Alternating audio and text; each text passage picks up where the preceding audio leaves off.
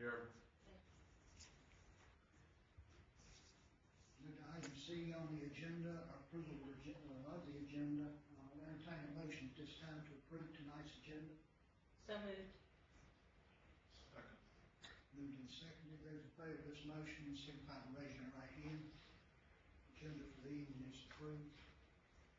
Also take this time to welcome visitors to this June meeting of the Henry County School Board. We appreciate students, parents, members of our Henry County staff, principals, and any other visitors we have with us. Appreciate you being in attendance with us here this evening. Call on Mr. Miller at this time to deliver the invocation. Following that, Mrs. Flanagan will lead us in the pledge of allegiance.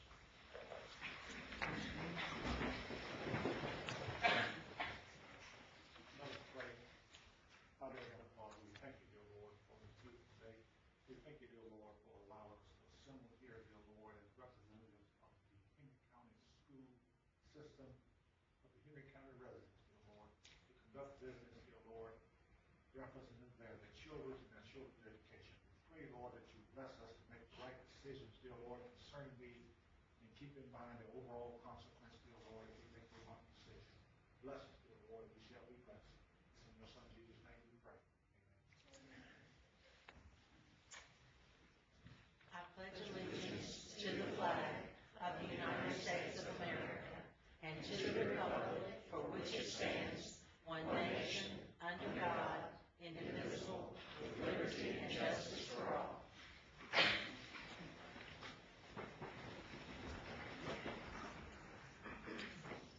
Move to section two of our agenda, speakers from the floor. Before speakers approach the podium, I'll read this Henry County policy and guidelines for public comment. This is the time for public comment. That means that we're here to listen to you, the speaker, not to engage in question and answer period or a debate. If you signed up to address the board, come to the podium as your name is called, state your name, your subject matter, and the district in which you live. This meeting is governed by the school board policy and Virginia law, and the chairman is charged with enforcing these policies and laws. Please refrain from identifying specific students, staff members, teachers, or administrators, and do not make statements that are false, malicious, or slanderous in nature. By coming to the podium, you're agreeing to these conditions and will exhibit respect for the board and its members and will conduct yourself with dignity. You will receive the same level of respect from the board. Please try to keep your comments to within 3 to 5 minutes. Thank you. At this time we have, I believe, 2 people signed up to address the board, and I'll call on these people alphabetically. Mr. Tom Hurst is asked to address the school board concerning school bus safety. Mr. Hurst. Assuming that he is not present this time, we'll move to the second speaker, Mrs. Dorothy Carver. Ms. Carver.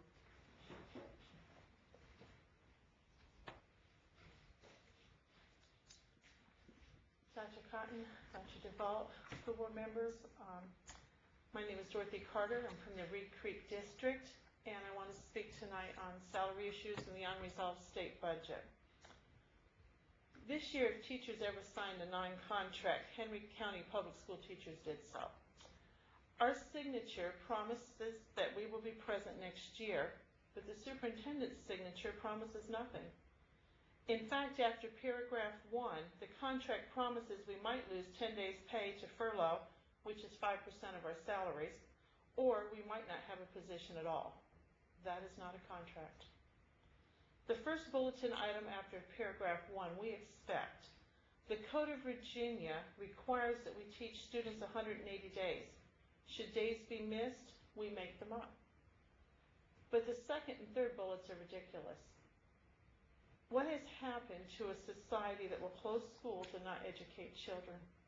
Because legislators refuse to compromise and produce a state budget that meets the needs of its citizens. What has happened that educators and support professionals should have to bear loss of income because our legislators refuse to do the job they were elected to do? Why are these elected officials so childish that they cannot find a workable solution to benefit everyone? How will anyone benefit if schools are shut down for lack of a budget? I am glad I'm not the superintendent, because I would be ashamed to sign those contracts. In fact, I would refuse that type of a document. However, I'm not blaming our superintendent, and I'm not blaming the school board or the chief financial officer.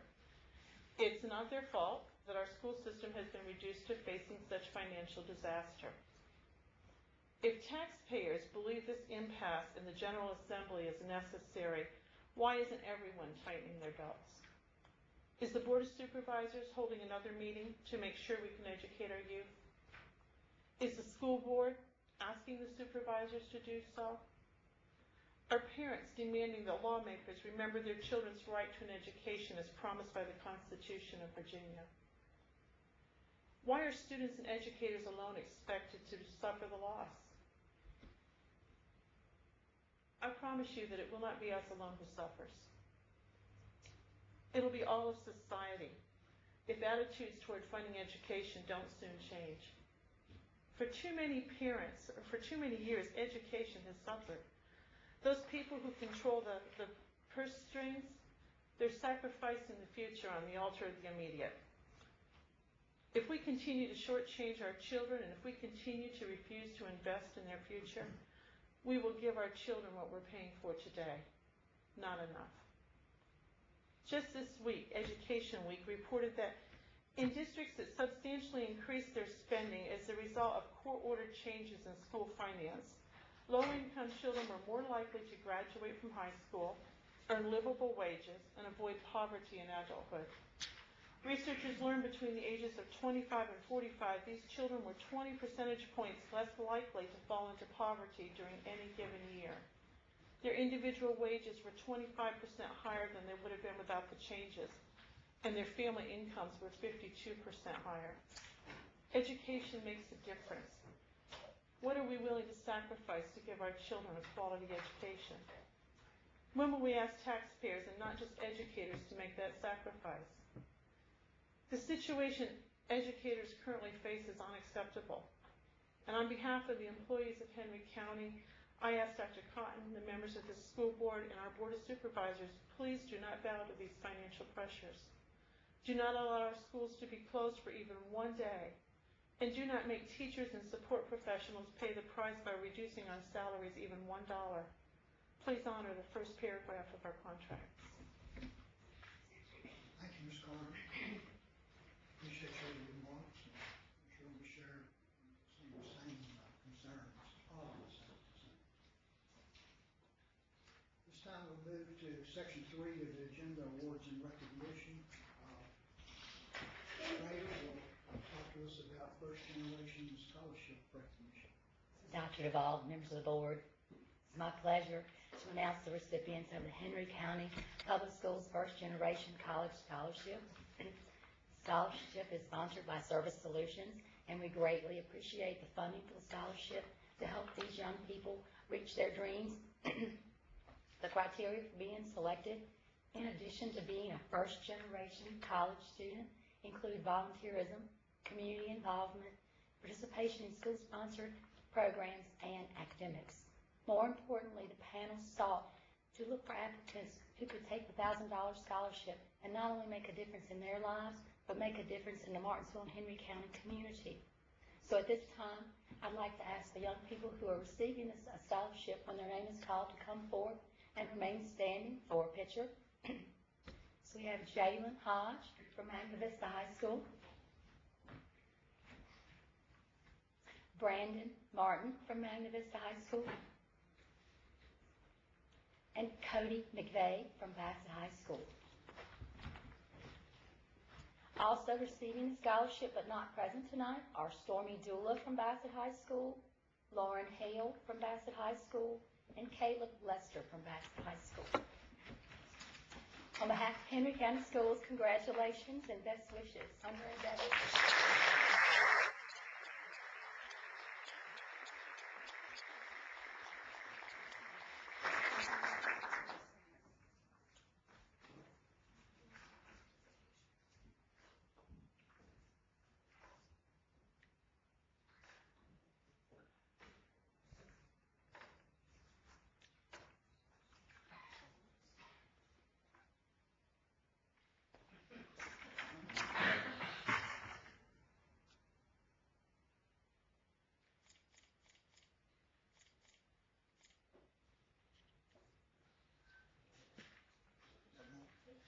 behalf of the Henry County School Board, let me extend all of our appreciation to you guys and to those who were not present. We're very proud of you. More importantly, be proud of yourself and take this scholarship and do great things with it. Congratulations.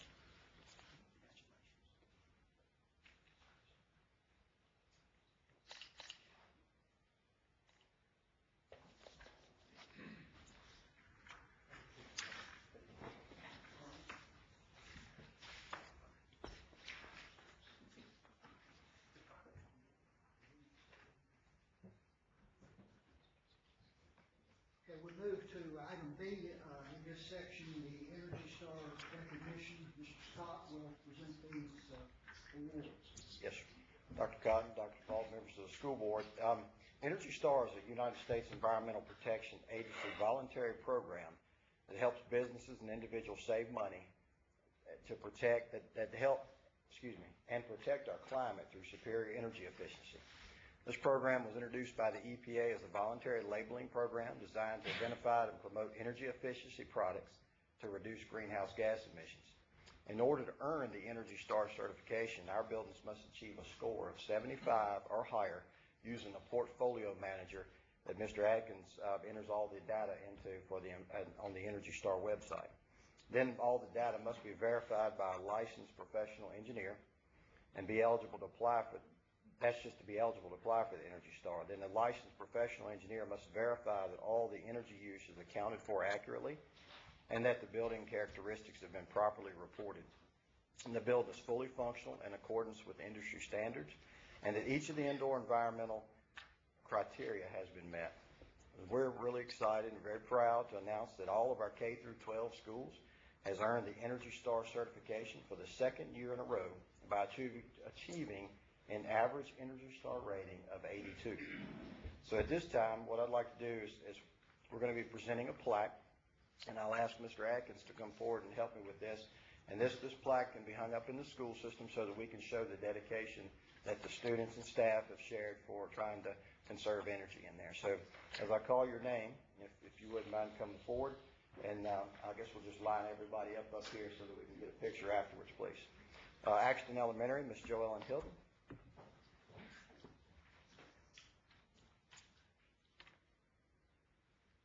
Campbell Court Elementary, Miss Pat Wansley.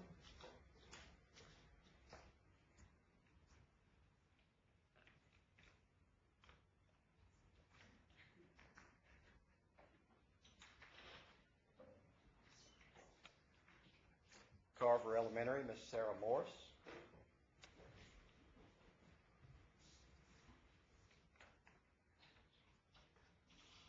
Collinsville Primary, Miss Sarah Whitlow.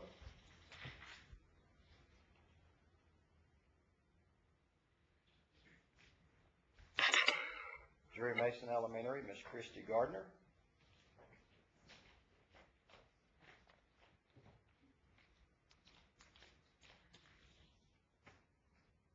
John Red Smith, Mr. Ben Boone.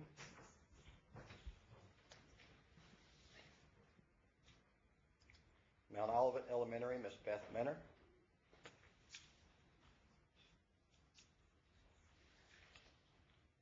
Rich Acres Elementary, Miss Beth Vulture.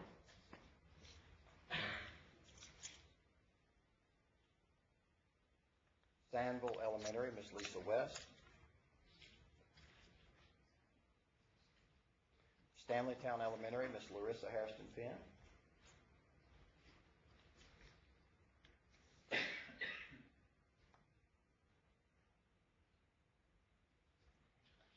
Philadelphia Collinsville Middle School, Mr. Ron Hunt.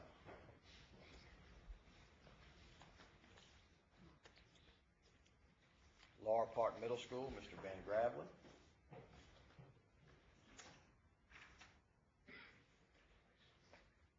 Bassett High School, Mr. John Gibbs.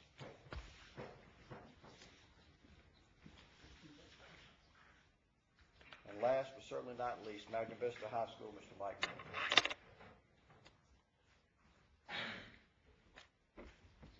Thank you for all your work your staff and your students do for energy conservation.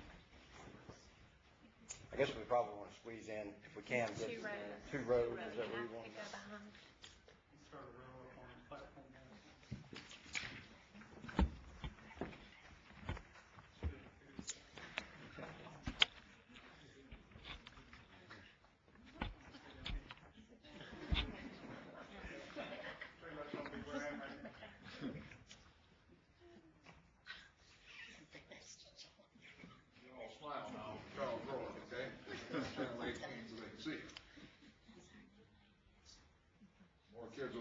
school with all these principals.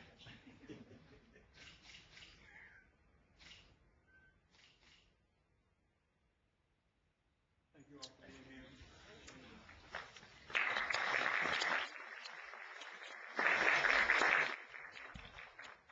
If it pleases the board, if it's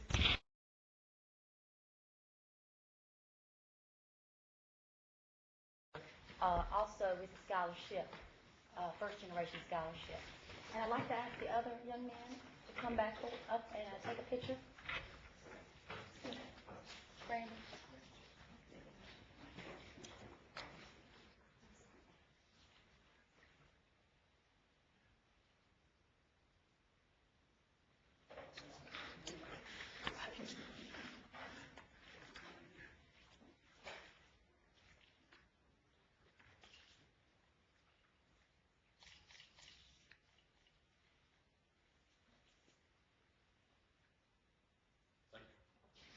Maybe, guys, tell us where all you guys are going to school.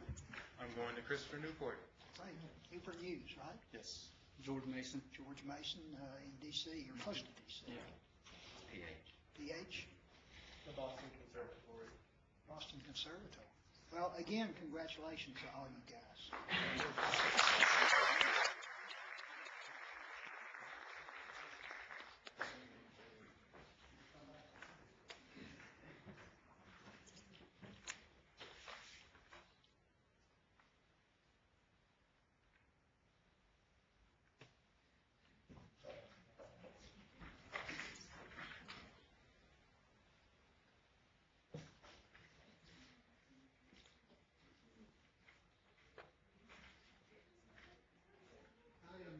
Section 4 on our agenda, information agenda. I'm saying there's no information.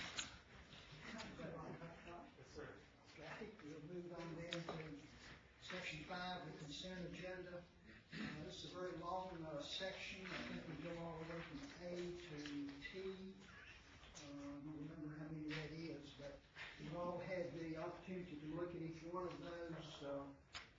Are easy to determine if there's any specific discussion that needs to be held about any part of this consent agenda. If there is not, I'll entertain a motion to approve the consent agenda as is presented on the agenda. So moved. Second. Okay, it's been moved and seconded that the consent agenda be approved as presented in your agenda. Those in favor of this motion signify by raising your right hand. Mr. Chairman, if I could make one comment on it, I don't know exactly what it was over with. I noticed our copy and paper contract came in under the state contract, which is a big plus for us. And if I remember correctly, there were times in the past where other jurisdictions, if they got a low bid, we could piggyback on them. Is that the correct term, piggyback? Yes, sir. So, in other words, other jurisdictions in this area, like Martinsville or Patrick County, they could piggyback on our paper copy of contract, save themselves a lot of money. That's true. Many times language is added in there where other school divisions can do it. Right, so you would get that out there. It might be a plus for other jurisdictions, because we do that sometimes. We do. We Other think about jurisdictions other help us. RFPs as well. Right. Thank you, Mr. Chairman. Way we can save ourselves or somebody else money, we're happy to do it. Particularly nowadays. That's right. Section 6, the action agenda, we'll start with item A, adoption of the FY 2015 budget. Dr. Scott? Yes, Mr. Chairman, this is something that we do this time of year. The Henry County Board of Supervisors did approve the FY 2015 county and school budgets at their April 22nd, 2014 meeting, which included the funding that was provided for our school division. And what we do this time of year is officially adopt our budget. Of course, there's a lot of questions out there right now that I'm sure you just heard about from Mrs. Carter and others about what's going on with the state budget. And we're continuing to monitor that, and we've gotten several opinions on what will happen as of July 1st.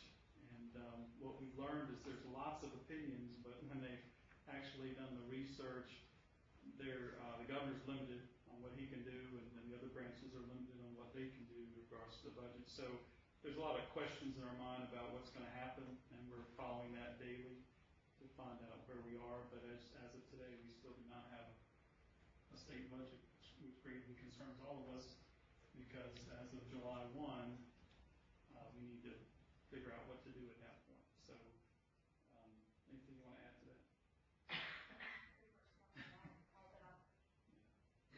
But we are monitoring this daily, and we're looking for guidance from the state, because we've had budgets passed very late before, but this is later than I've experienced.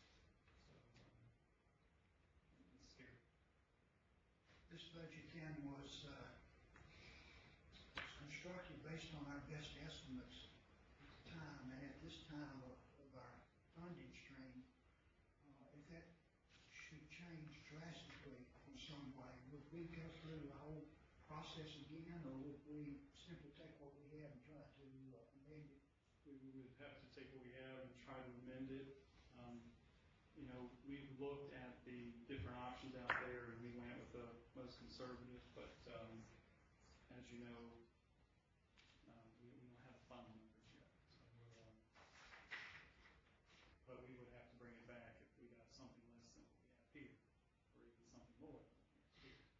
We'd have to make adjustments. And that would have to come back to the governing board also. Yes, sir. Okay. Any other questions or comments on this particular item? If not, is there a motion to approve the adoption of the FY 2015 budget as presented at this time? So moved. Second.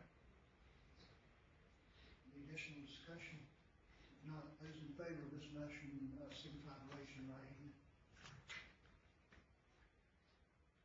Item B, under this section, consideration of the memorandum of understanding with the Board of Supervisors regarding self-insurance for FY 2015. Dr. Scott? Yes, Mr. Chairman. If you remember the last board meeting, we did talk about self-insurance and self-insured, and we've been collaborating with the county to move in this direction. Based on estimates that we received, it could provide a significant amount of savings to us. Of course, there's also risk involved in going self-insured. The important thing to point out is that the employees will not see any difference in their coverage or our processes, but there's certainly potential that we can have some savings. But one of the things that's important to know is we need to have some money in that pot up front to cover end-of-year expenses related to health insurance. And then, of course, we also wanted language written in this MOU to speak to the fact that if we have a bad year, that the Board of Supervisors would need to help us recover until we collect enough of the, until we collect the amount to cover that over time. So the purpose of this was really to put it in writing, because, you know, we have agreements verbally that happen, and the concern that Mr. Hall and I both had was, you know, we need to put something in writing. And you'll notice this is written for 1 year, because obviously we need to assess at the end of next year how this worked for us and whether or not we want to continue moving past next year. I say that, but I tell you that typically you don't see savings after 1 year. You have to invest more than that. But there are some processes that will impact us, and we're not entirely sure what impact that'll be on staff just yet, because we haven't lived through it yet. So this next year will be a learning experience for us. Other school divisions have been doing self-insured for years, and they would never go back because they've had significant savings that they've used for other initiatives. So if we're going to try it, this is the year to try it.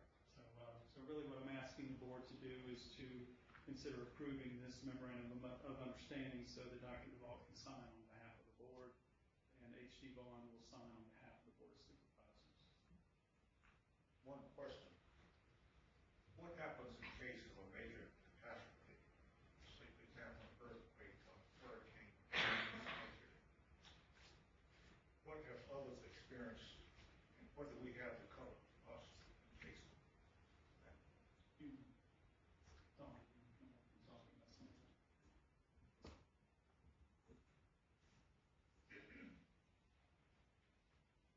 Are you talking as health insurance wise or Yes, insurance wise overall?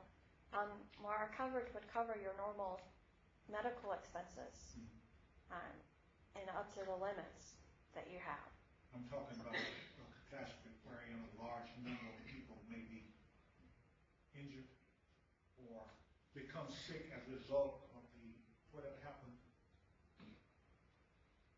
Well, we do have some stop loss gaps built in, but there is the potential that if it were to do it and those claims are under our stop loss gaps, that we could have an issue that our premiums or our claims to be paid out are more than we collected. That is a possibility. So this is a gamble. We would have that, problem with what we have, because we're not. We could. Because your rates would be affected the following year. And the other thing, which I know has already been mentioned, is that we're erring on the side of caution. We did implement an 8% increase, which we were told if we go self-insured, we didn't need to go that high. But we went to the 8% anyway, just to make sure that we're on the conservative side for our first year. I guess the bottom line that you mentioned here is that our employees will see absolutely no difference in the coverage that they're going to have under this system as opposed to what they've had previously. No, sir. They won't recognize any difference. The difference will be on the administrative side. The memorandum of understanding with the governing board was a part of our agenda attachment. I didn't read through that, and I don't know the legalese, but some our lawyer has looked at it, and the governing board's lawyer, who happens to be the same person, has looked at it, and everyone feels comfortable with where we are. And George Lyle actually drafted it, the memorandum of understanding, and then I reviewed it with Mrs. Lawson, Mr. Bowens, and Mrs. Landon. We had some changes that we added to the MOU, which they accepted. Also, it's important to note that the Board of Supervisors approved this, but with the caveat that it's contingent on your approval, and made that very clear in their recent meeting that it wouldn't require this board's approval. But we did work on it collaboratively. This affects their employees, all county employees. Yes, sir. That's county and school employees. Other questions, concerns? If not, is there a motion at this time to approve this memorandum of understanding with the Board of Supervisors, which obligates us and them to this self-insurance for the 2014-15 school year? Is there a motion for acceptance? So moved. Second. Okay. Been moved and seconded. Any additional concerns or questions to be brought before this school?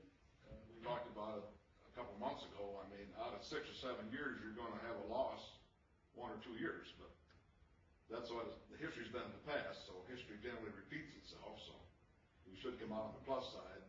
And that is addressed, I Over think, several in year the period. memorandum of understanding. Is the Right. board that we've covered. Right. Okay, if not, at this time I'll call for a vote. Those in favor of this motion, signify by raising your right hand. Opposed? None? Motion carries unanimously.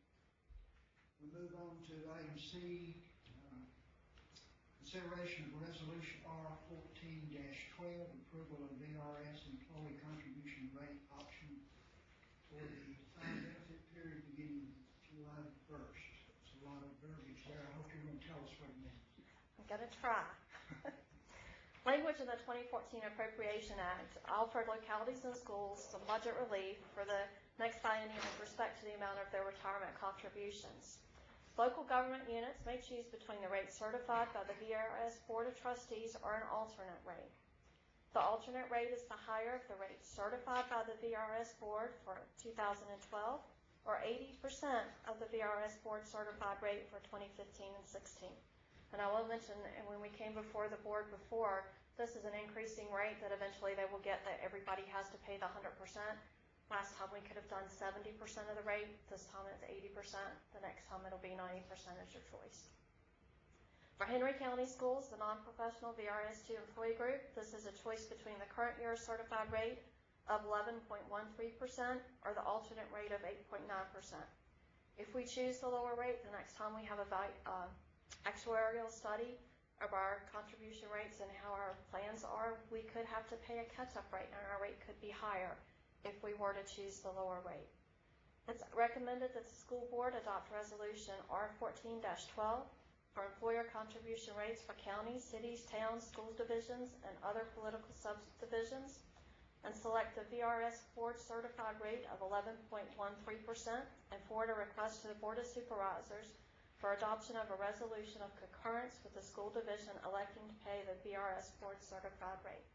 I will also add that we did build our budget on 11.13%.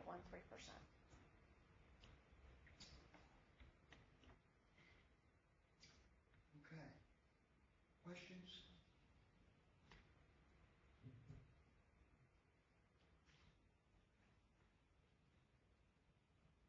No questions?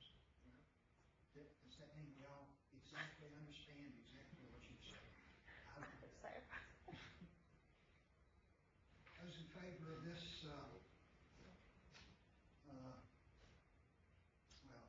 those in favor of this motion, I guess, is there a motion, first of all, to approve this as presented?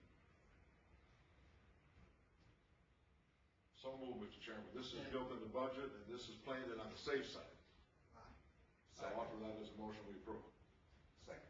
Okay, we have a motion and a second. Now, any additional questions? I agree with Mr. Zayer that we're played on the safe side. Those in favor of this motion signify by raising their right hand.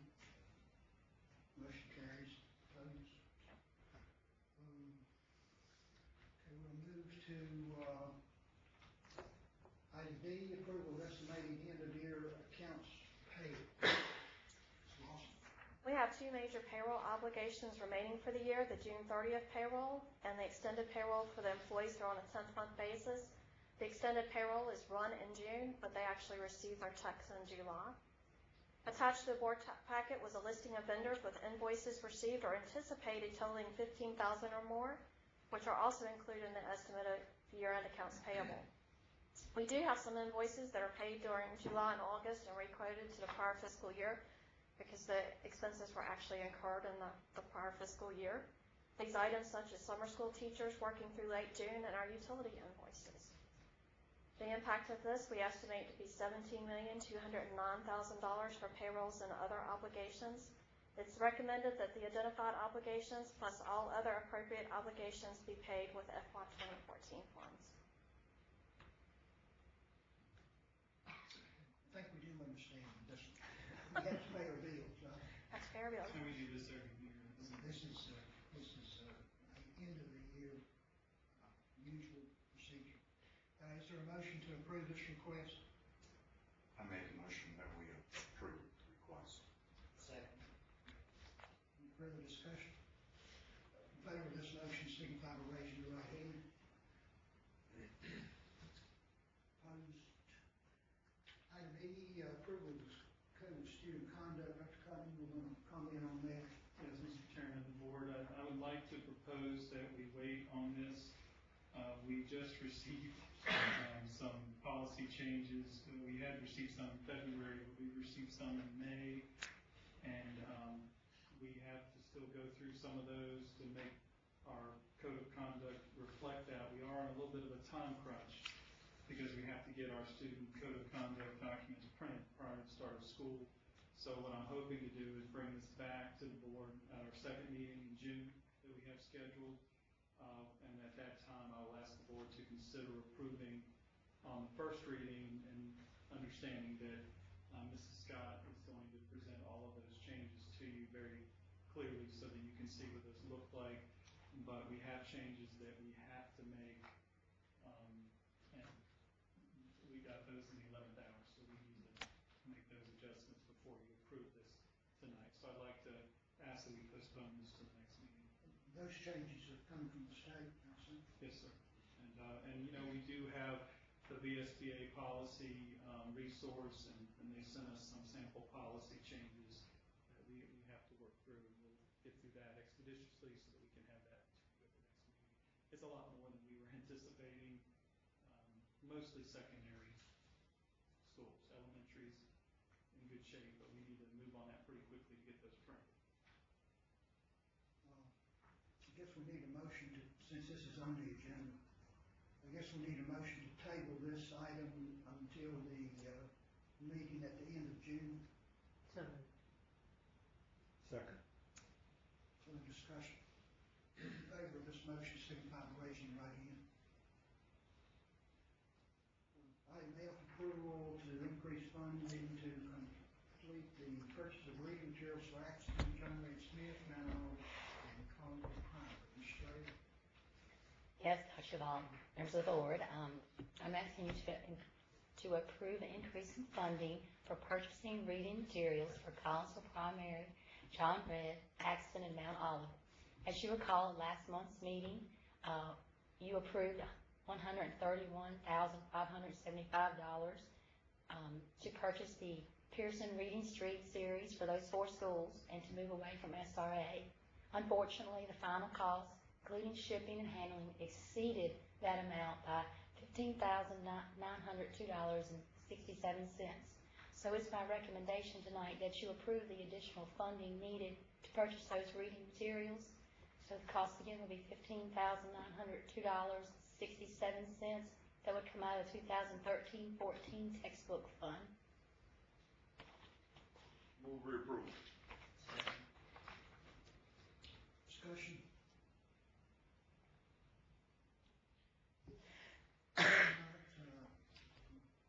Those in favor of this motion to approve this increase in funding will be covered by the 2014 textbook budget. Those in favor of this motion signify by raising your right hand. Opposed?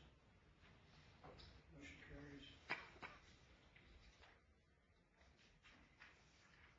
Item G, approval of 2014-15 Title I Part A Improvement Basic Programs Individual Program Application. Get all that out. So I like to say, Henry County Schools is eligible based on this past year's funding. We plan to, we're allocating the money. We feel like the money will be allocated to the same level of funding, which is $2,396,697.01. Sorry. And those funds are used to support our elementary instruction program. And it is projected that all the elementary schools will be qualified as Title I schools based on the number of low-income families, in each school. The funds are used to support the reading program, the reading specialists, the instructional assistants, the ELL programs, staff development, parent nights, and numerous events that take place at the elementary school. So I do recommend that you approve the 2014-15 Title I Part A Improving Basic Programs Individual Program Application, and that is 100% reimbursable. 100%. You knew I liked that. Yes, sir. I learned that. I like that as well. We all like that. Is there a motion to approve this? Motion to approve. Second. It's been moved and seconded. Those in favor of this motion signify by raising your right hand. Mr. Strayer, we'll move on. Did you have this item also approval of purchase of high school band uniforms? Yes, typically Henry County does support our band program on a 10-year cycle. We collaborate with the boosters clubs to purchase the uniforms for our bands, and so Henry County will be piggybacking off of a bid that was awarded to Virginia Tech, off a bid awarded by Virginia Tech to the Mullen Brothers, and all the documentation has been since purchasing for this purchase. So I recommend that the board approve partial funding for band uniforms, for Bassett High School and Magna Vista High School. That'd be $15,000 for each school, for a total of $30,000 to go towards the purchase of band uniforms coming from the 2014 budget instruction purchase services. Well, I know Dr. Starnball's daughter's in the band at Bassett High School, so I'm going to defer to this one here. Virginia Tech, that's impressive, piggybacking Virginia Tech.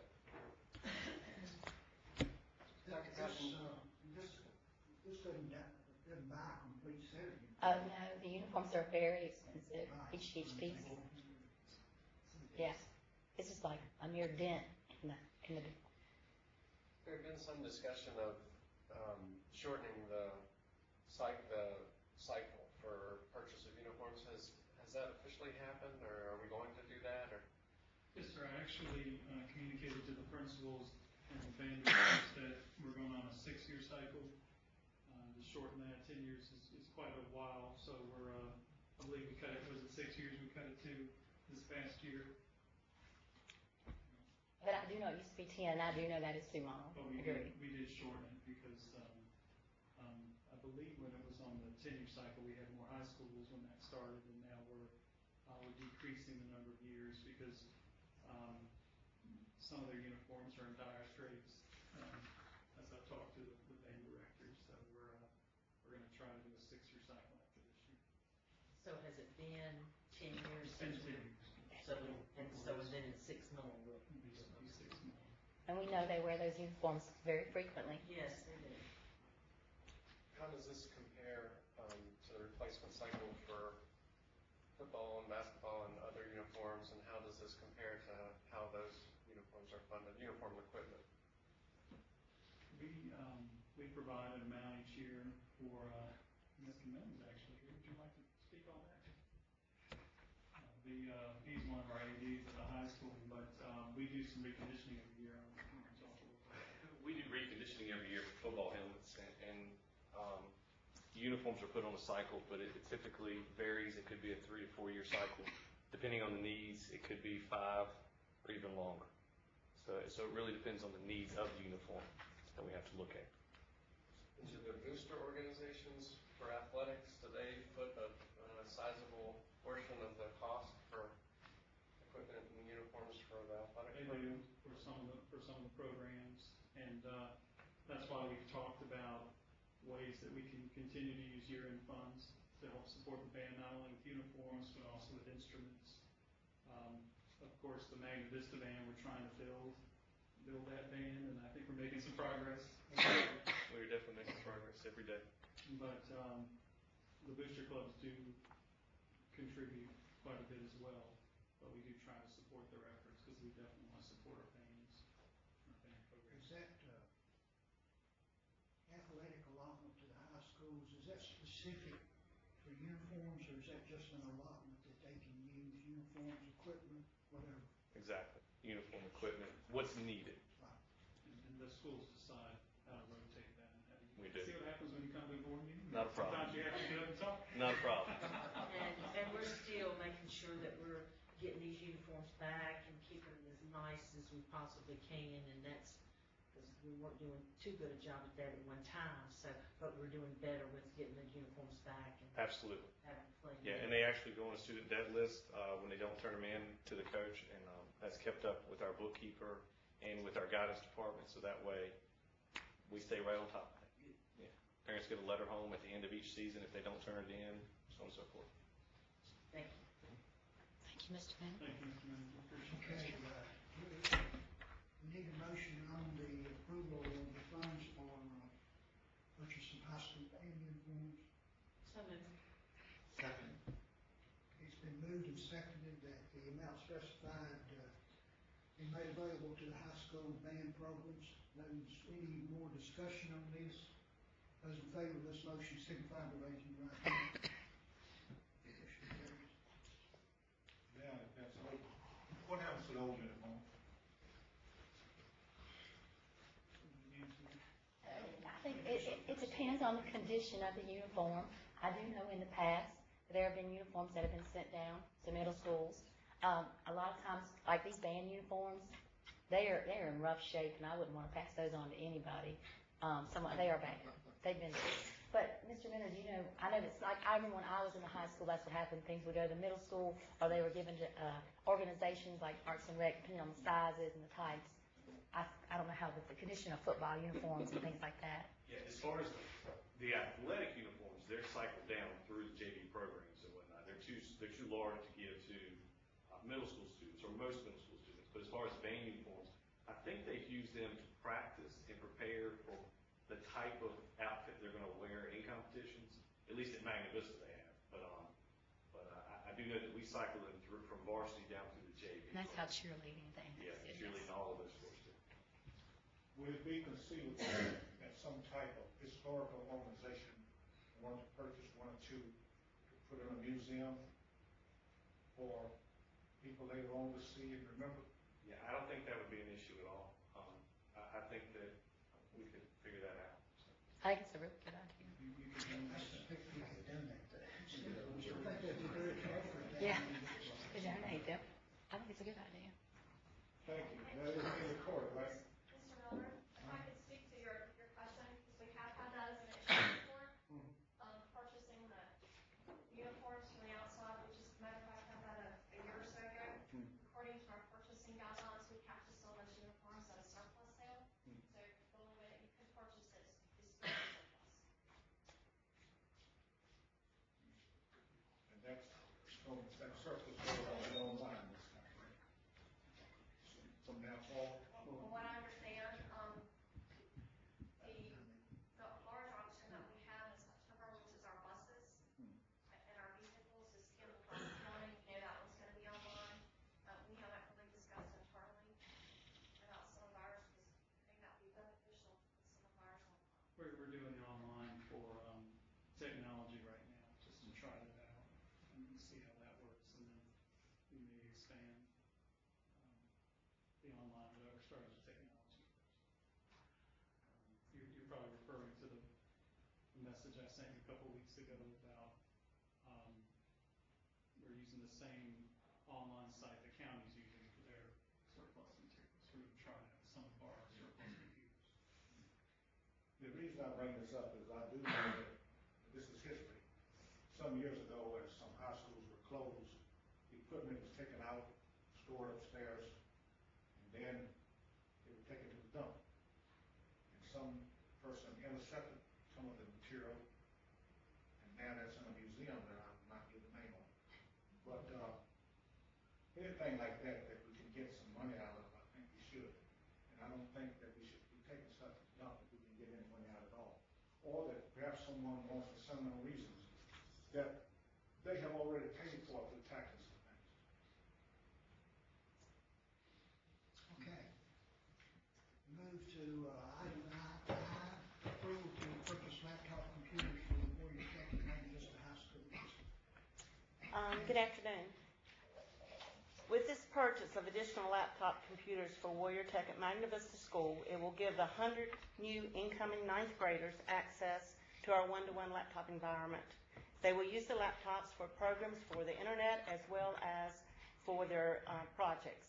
So I'm recommending that the school board approve the purchase of 100 13-inch MacBook Air laptop computers from Apple Computer. And this is pending available funding with year-end funds. Questions? Motion to approve the request. Second. Okay.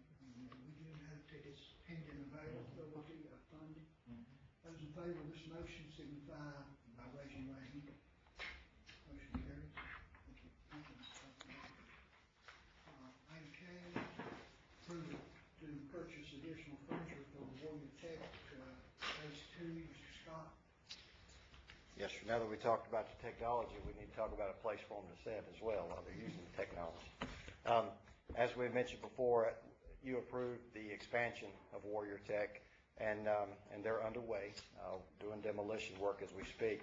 The part of the second phase will open up in the fall of 2014, and we're asking the additional furniture to provide furniture for those additional areas.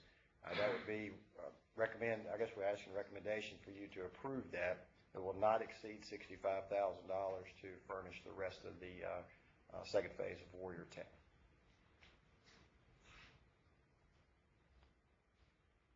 That amount has been budgeted. Yes, sir. This actually will come out of the FY14 budget for maintenance and operation this year. Okay.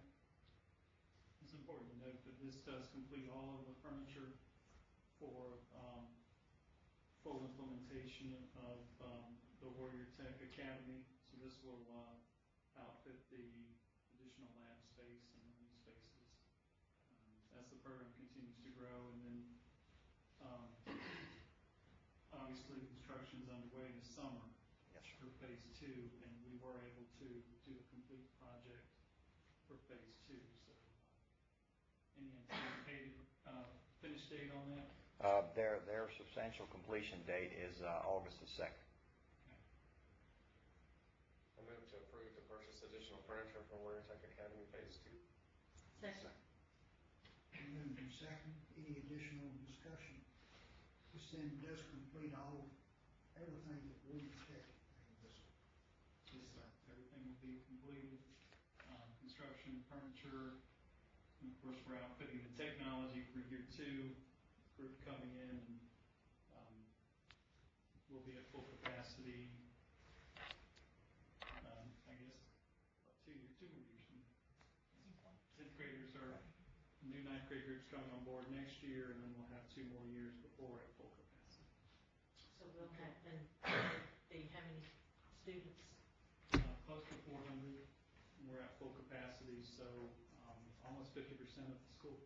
So we're anticipating how many for this coming year? I don't have the updated numbers, but Right at 200. 200. It'll be right at 200. so we are getting, sounds like 100 coming in. So that's good news. That means that there's a lot of interest. Okay, so we have a motion and a second for that item. Those in favor of this motion, signify by raising your right hand. Motion carries. Opposed, none. Okay, final item under the action agenda, approval of purchase of 5 65-passenger conventional school buses. Mr. Flores. Yes, sir, Dr. DeVault, members of the board. According to the 10-year school bus replacement plan, 5 1995, 1 1996, and 3 1997 international school buses are due to be replaced. These buses have an average of 250,000 miles. A bid was submitted, and there were 3 respondents. Other respondents, Carver Machinery of Lynchburg, Virginia, had a low bid of $78,719 for in-stock buses, and Kingmore Supply of Harrisonburg, Virginia, had the lowest bid of $78,986 for made-to-order buses.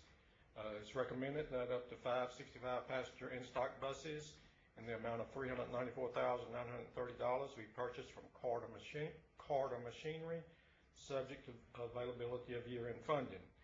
If in-stock buses are not available, it's recommended that the made-to-order buses be purchased from Kingmore Supplies instead. And this is in the amount of total amount $394,930, and subject to availability of year-end funding. And just to add to that, realistically, we'll probably be able to purchase 3. We like to put up to 5 in case we have any additional funds left over for transportation. We'd like to have some leeway in case we can order a couple more. So, Mr. Bones, where does that put us in our fleet? Well, these 5 buses that we are planning on replacing, they are used as spare buses, but I use the word spare very loosely because they are pretty much used every day. With these 5 buses, if we get these 5 replaced, that gets us all diesels and all automatics. All these 5 would be automatics. According to the background here, we would still have a 1996 and 3 1997s that we would like to see replaced, but we know that probably is not likely. So we would still have those left after if we did purchase 5. 5, yes, ma'am. Move to approve the purchase up to 5 passenger conventional school buses. Second. Okay, any additional discussion? This obviously is the time of year for this. I was on 220 South. They're rolling in. And passed more empty buses than unmarked buses rolling this way. We hope we can have some roll into Henry County. These probably rolled on through Henry County, I suspect. Okay, we have a motion and a second. Those in favor of this motion signify by raising your right hand. Motion carries. Thank you, Mr. Wilson. Thank you. We'll move on to section 7 of tonight's agenda, Superintendent's report. Cotton. Thank you, Mr. Chairman. I have some good news to report from May in my monthly highlight report. First one up is Stanleytown Elementary goes global with learning. Stanleytown Elementary 5th graders traveled from the northern to the southern hemisphere this year to learn about student life in Brazil. This is Rebecca Flores, 5th grade students, teamed with students from Joinville, Brazil. Students shared about their culture, education, and traditions. This project was not only featured in the local Brazilian newspaper, but was also a part of a symposium on education held in Brazil. I know Larissa Harrison Penn's here. Literary character faces FC Middle School court as a part of a cross-curricular activity. Students from Catherine Ingram's English and Greg Worrell's civics classes took part in the trial of a literary character, Billy Joe, from the book Out of the Dust by Karen Hess. The students from Ingram's class portrayed the roles within the court, while Worrell's class observed the process. Both teachers agreed that the process reinforces the judicial system for the students because it became something real, and students had to use critical thinking both in interpreting the novel and the courtroom arguments. Wars are coming. Choose your side. 4th grade students at Stanleytown Elementary researched and debated the key factors that led to the Revolutionary War. Students created flags and wore costumes to show support for their worthy cause. All were winners as they gained knowledge of how our country's government came to be. Healthy Kids at Carver Elementary. Students at Carver Elementary planted a vegetable garden in the courtyard at the school as part of a health and wellness grant. Carver Elementary received $1,000 to create a wellness team, a school garden, and a mileage club to encourage brain breaks in the classroom and start the 95210 Healthy Kids Initiative. I need a brain break. Fighting for student rights. Bassett High School students Rosario Posada, Candy Lopez, Jeanette Amaya, and Carla Portugal attended the YMCA Model General Assembly in Richmond this spring. Participants spent their time debating 2 bills, one regarding wind turbines was not passed, and the other, a state tuition bill for undocumented students, was passed into law by the youth governor. Lancer SOL Parade. Laurel Park Middle School recently hosted its first annual SOL Parade for Standards of Learning. Teachers and students created floats emphasizing SOLs that students had focused on throughout the year. Trumpeters heralded the beginning of the parade. Magna Vista cheerleaders cheered in the hallways, and Beach Santa, an SOL man, signaled the end of the parade. The theme of the parade was skill outlasts luck when it comes down to testing. Preschool Fun Day. Approximately 400 Virginia Preschool Initiative VPI teachers, preschoolers, and parents participated in Preschool Fun Day at the Smith River Sports Complex. Preschoolers and their parents moved through 9 activity stations geared toward gross motor development and cooperative play. And we posted those pictures on our album on our website.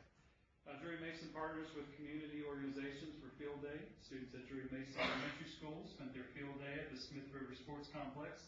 Stations were set up by the community and school groups such as Activate, the Coalition for Health and Wellness, 4-H, and the PTA.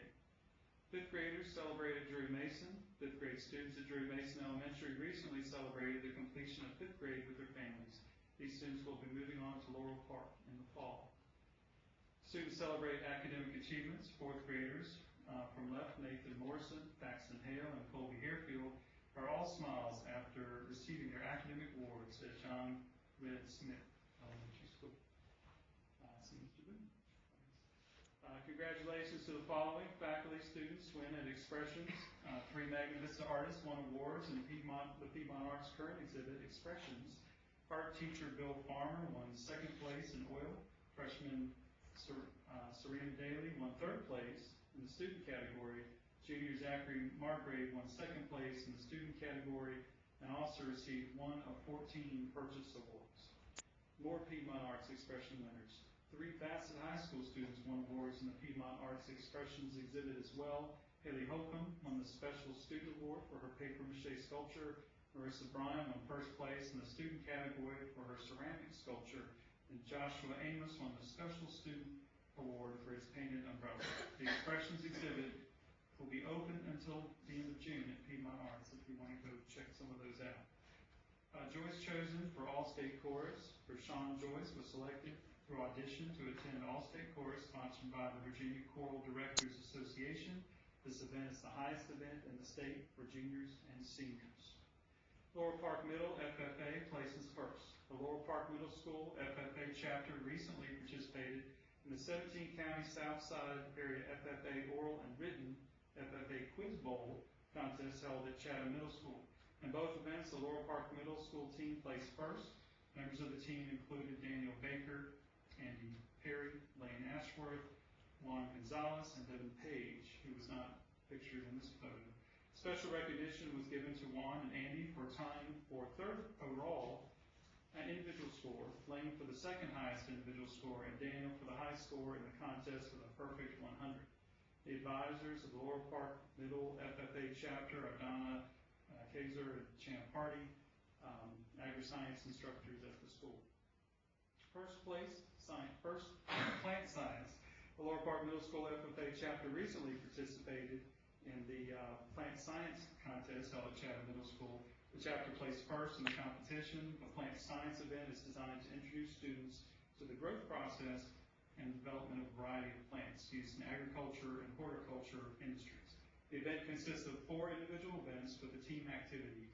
Members of the Laurel Park Middle School plant team are pictured here: Diana Wynn, Emily McGuire, Samantha Turner, and Sarah Walsh, who's not pictured. Special recognition was given to Emily and Diana for placing 3rd and 4th, respectively, in the overall competition. Virginia Career Technical Education State winners. Virginia Career Technical Education Month is celebrated annually during the month of February. Each year, the Virginia Career Education Foundation sponsors a career education online contest for students enrolled in CTE courses. The students in Champ Hardy's agri-science class at Laurel Park Middle School recently were notified that they are this year's state winner with the most correct answers. 2 students from the class, Sky Wood and Jason Thane, were randomly selected to receive cash prize. And I have a special presentation for you tonight promoting our strengths. We have worked with Charles Rourke and his team at Cable 18 to create a promotional video for our school division. We see that this video will be featured on our website, promoting Henry County Public Schools at teacher recruitment events, as well as being included in promotional opportunities within the community. And I think Mrs. Copenhaver is going to help us with this presentation.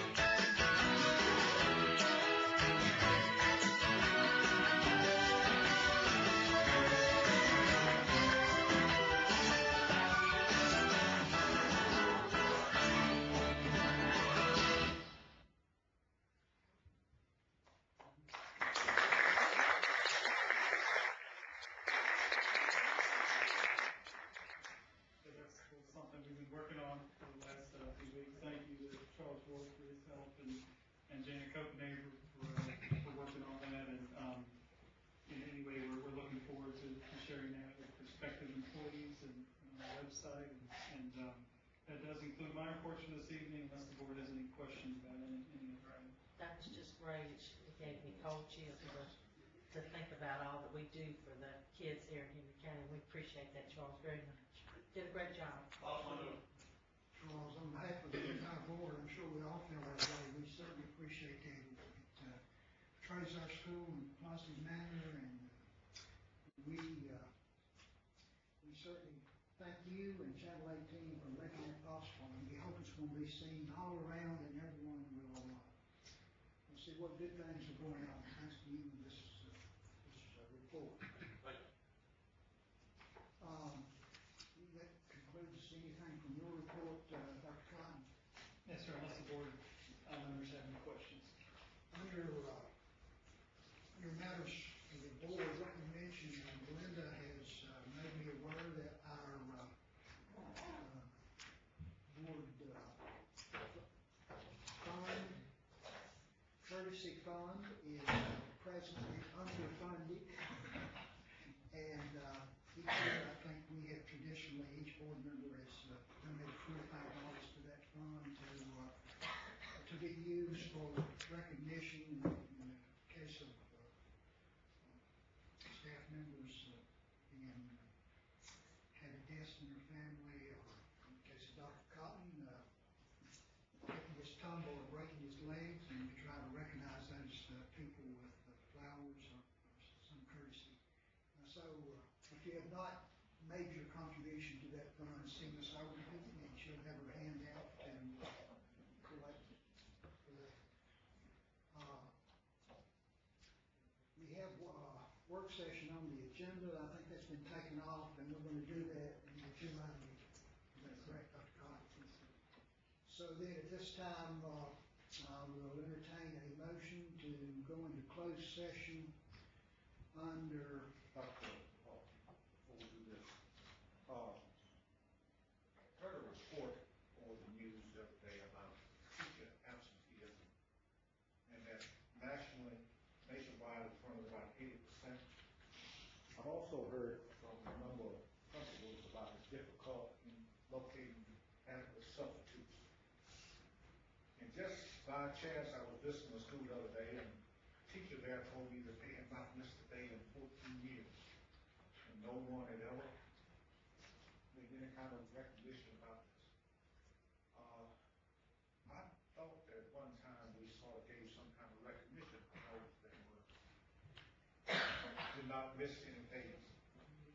With the impact that it had on our overall system, I think that we should look into the possibility of giving some kind of recognition for those that don't miss any days, because they're saving us money, and they're also helping our educational process.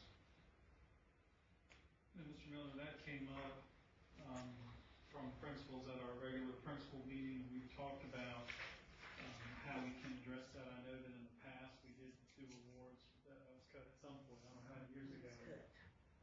But I know that individual schools were encouraged to recognize staff, and I know that in other places that I've been, individual schools would recognize staff attendance. I will tell you that as convenient as the subfinder system is, it has increased the amount of folks calling in, because they're calling into, a recording, if not to a live person. I remember when I was assistant principal, I had to take all those calls about, being sick and those kinds of things. But we have talked about how can we work through those kinds of things, because we do have days where we are missing subs, we're short subs in our schools, and we have paraprofessionals and we have to fill in, which is not ideal, because we're taking them away from their daily duties. But we're still talking about, we haven't figured it out yet, but the principals are discussing how can we address it, and then again, what funding sources attached to that, because and it may be that an award would help, but I know in the past I think we've done financial, was it? Well, do you remember what it was? The state school, how many people missed? It was how many people missed and they got money, they missed no days or one. So it was a It was financial. basically the whole school had to not miss any. And if too many people in your school missed, they basically came out and the budget got cut. And I'm not. Well, given that we can't give money, I don't know anyone that don't appreciate an attaboy every now and then. Well, if we have some teacher that hadn't missed a day in 14 days, and maybe there are others that come close to that or exceed it even, is there any way we could ever document that? We should be able to pull that, but again, that's something that we're talking about. We haven't gotten very far, but we need to. It has come up, and we would much prefer to do it on a positive light than the other way. We do have issues with the and of course, and I'm not saying they're not legitimate because obviously teachers get sick and they have to call in sick. Well, I'm not speaking today about the negative part of it. I want to push the positive part of it. Recognizing those that going above and beyond and there every day and stuff like that. And perhaps this will provide an incentive for others to pull up. I think it's a good idea. I think they should be recognized.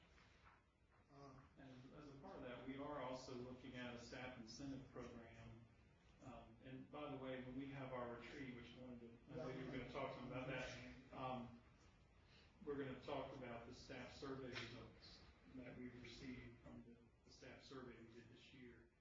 And that's one of the themes that I'm already seeing through there is ways that we can recognize staff for the great work that they're doing, whether it's attendance or in the classroom. So again, that's going to be a discussion. Mr. Chairman, under board matters, I'd like to make a comment. Right. I had the honor and privilege of attending both graduations this year, and I was very impressed with both graduations. I'd like to thank Mr. Gibbs and his staff at Bassett High School and Mrs. Agnew at Magna Vista. I thought VDOT did an excellent job. They programmed ahead of time, with the traffic patterns, and the Sheriff's Department did an excellent job, and Mr. Roark did a professional job, very professional, and the community really appreciated the coverage because a lot of people didn't get a chance to go to graduation. And the documentary, it was a good idea, Dr. Codman, working with Channel 18, and I was, as the old saying goes, I thought graduations at both high schools were a little bit better than perfect. Thank you, Mr. Chairman. An appropriate comments, I think. Both were great. Now, other matters from the board? If not, a couple of dates, let me mention here before we adjourn, before we go into closed session. Please remember the June 23rd special board meeting, 9 o'clock. That's the traditional end of the year meeting when we have to pay all the bills and wrap up all of the end of the year stuff before we start a new budget year. And also, if you notice on your agenda, in July we have scheduled a board retreat. We have not specified the specific days there. Thought I would open that up.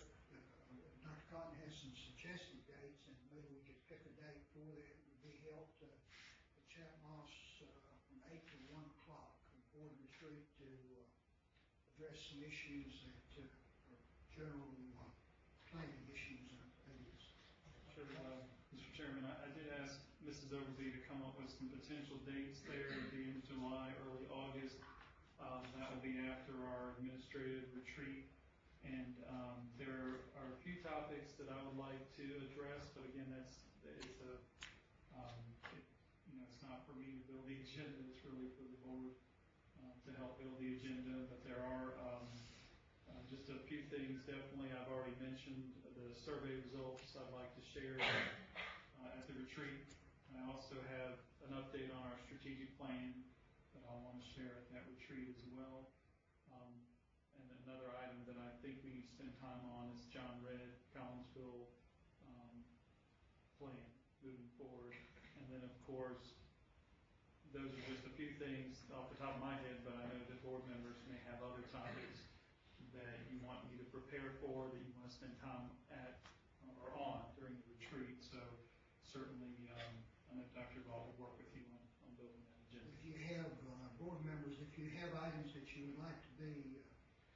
considered it, at that board retreat, just, notify me by email or Melinda, and Melinda can email, get it to me also, so we can construct that, agenda for that, board retreat.